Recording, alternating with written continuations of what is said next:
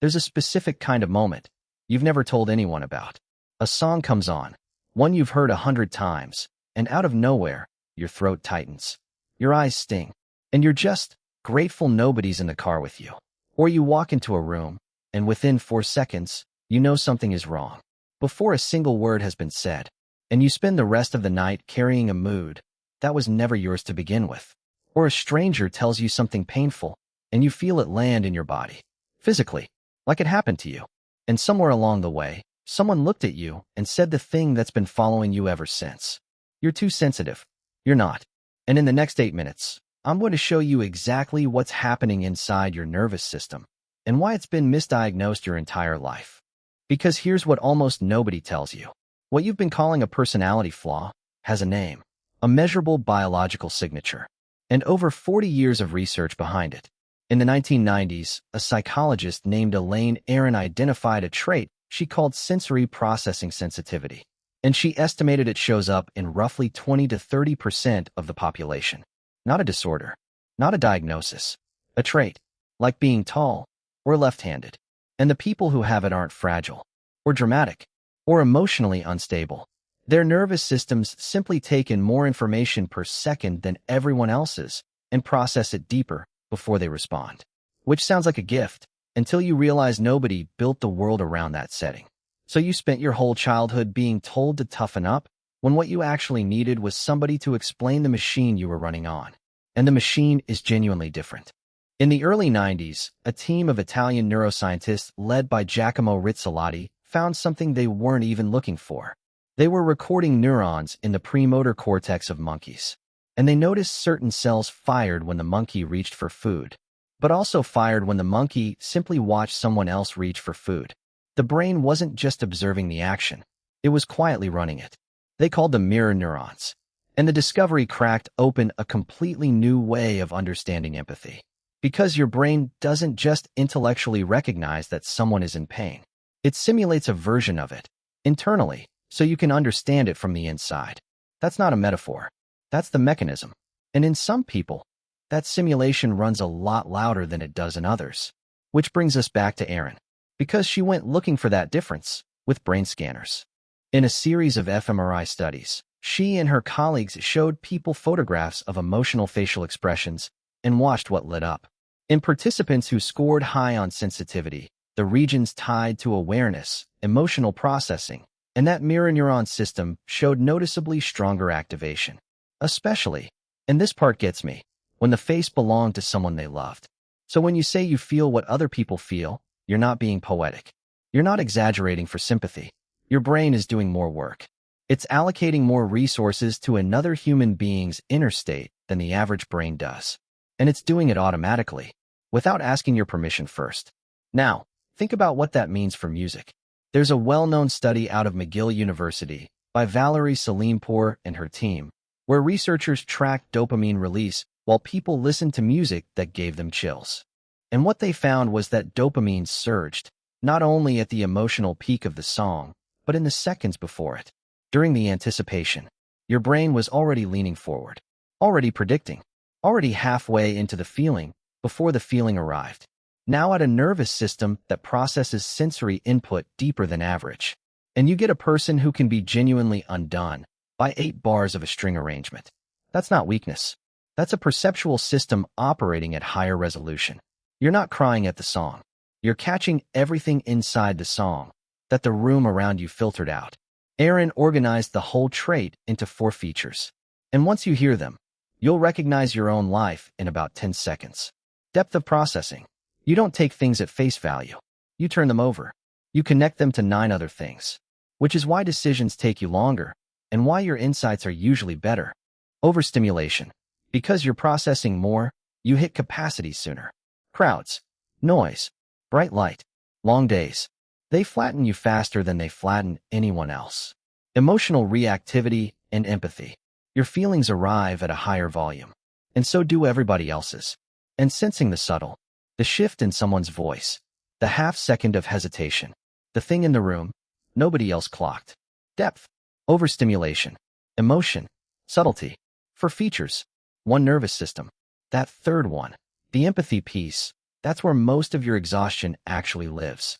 In the 90s, Elaine Hatfield and her colleagues formalized something called emotional contagion, the well-documented tendency for humans to unconsciously mimic and then absorb the emotional states of the people around them. We copy micro-expressions, posture, breathing, vocal tone, and then our brains read that copy and generate the matching feeling. Everyone does this to some degree. You do it at volume. So when you walk into a tense house and your shoulders climb toward your ears before anyone speaks, you're not imagining it. And you're not being paranoid. You're picking up a signal that is genuinely there. The problem is, nobody ever taught you the difference between receiving a signal and taking ownership of it. And this is the part that explains the 3 in the afternoon crash you've never been able to justify to anyone. Attention researchers talk about the brain's filtering system, the ongoing, mostly invisible work of deciding what's worth your awareness and what gets thrown away. For most people, that filter is set fairly aggressively. The hum of the light, the tag in the shirt, the flicker of irritation across a colleague's face at 9:15. Filtered. Gone. Never even reached consciousness. Yours doesn't discard nearly as much. So you arrive at mid-afternoon having processed an enormous amount of data that other people never even received, and you feel guilty about being tired. Because on paper, you did the same day they did. You didn't. You did their day, plus everything they got to ignore. And this same pattern shows up in the research on high intelligence, from a completely separate direction. In the 1960s, a Polish psychiatrist named Kazimierz Dabrowski was studying gifted children and adults. And he kept noticing they didn't just think more. They responded more. He called it overexcitability. And he described 5 forms of it: psychomotor, sensual, imaginational, intellectual, and emotional. Restless physical energy, heightened sensory response, vivid inner worlds that visualize outcomes in painful detail, an insatiable need to understand why, an emotional intensity that arrives as devastation rather than sadness, euphoria rather than happiness. His conclusion, which has held up across decades and across countries, was that intensity isn't a side effect of a sharp mind. It's part of the same architecture, which brings us to the loneliest finding in this entire field. A widely cited analysis of a large sample, over 15,000 young adults, looked at how socializing related to life satisfaction. For most people, the result was exactly what you'd expect: more time with friends, more happiness. But for participants at the highest end of measured intelligence, the effect reversed. Frequent socializing was associated with lower satisfaction. And separate research on Mensa members, people scoring in the top 2%, has found elevated reports of loneliness in adolescence and in adulthood, a pattern that didn't reliably fade with age. Now read that carefully, because it's easy to misread. It doesn't say you dislike people. It says something much stranger and much more specific about the kind of contact you've been getting. Here's the mechanism. Researchers describe a process sometimes called social camouflaging, simplifying your thoughts, softening your observations, holding back the follow-up question, editing yourself in real time, so the room stays comfortable. Do that in enough rooms, for enough years, and you arrive at something psychologists call existential isolation, the sense that the full resolution version of your inner life is fundamentally unreachable by the people around you. It's why you can be at a party, genuinely liked, surrounded by decent people, and still feel like you're watching the whole thing through glass. That's not arrogance. That's not you being cold. That's what happens when a nervous system that generates enormous depth keeps getting offered conversations that were never designed to hold it. But now I need to give you the finding that reframes everything. Because the story does not end at you suffer more. Researchers including Jay Belsky and Michael Plewis developed a framework called differential susceptibility, sometimes described as the orchid and dandelion model. And the idea is this: sensitive people aren't simply more breakable. They're more permeable. In harsh, chaotic, critical environments, they do measurably worse than everyone else. But in warm, supportive, responsive environments, they don't just catch up. They outperform. Same trait, opposite outcomes. Which means the sensitivity was never the variable that determined your life. The environment was. And if you've spent years assuming you were built wrong, consider the possibility that you were simply built precise and planted somewhere that couldn't hold you. Dabrowski went one step further And this is the piece almost nobody quotes. He argued that the friction, the questioning, the discomfort, the feeling that something inside you is coming apart, isn't a malfunction. He called it positive disintegration. His claim was that a lower level of personality is stable, but rigid. It runs on borrowed beliefs, unexamined scripts, a version of I'm fine that never actually got inspected. Most people are comfortable enough that they never have a reason to dismantle it. You don't get that luxury. Your intensity keeps making the easy answer feel insufficient. And that breakdown of the autopilot version of you is, in his model, the actual mechanism by which a deeper, more honest, more self-authored person gets built. You were never falling apart. You were being renovated from the inside. So here's what actually helps. And I want you to take these seriously. First, stop treating your sensitivity as a defect to be managed down. Every strategy aimed at making you feel less is quietly teaching you to distrust the exact instrument that makes you perceptive. Second, get selective, not social.